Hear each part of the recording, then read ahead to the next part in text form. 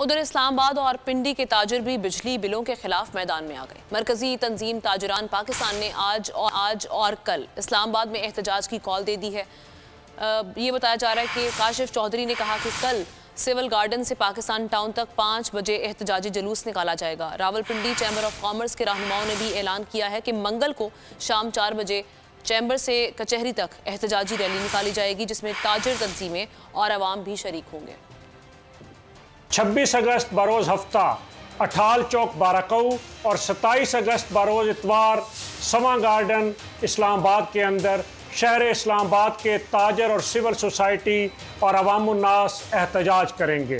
میں آپ کو دعوت دیتا ہوں کہ آئیے اپنے حقوق کے لیے اور ظلم کے نظام کے خاتمے کے لیے ان احتجاجوں کا حصہ بنیے۔ بھی نہیں ہو رہا، نہ ڈالر کسی کے قابو میں آ رہا ہے، نہ بجلی کی پرائسز کسی قابو میں آ رہی ہے، نہ پیٹرول کی پرائسز کسی قابو میں آ رہی ہے۔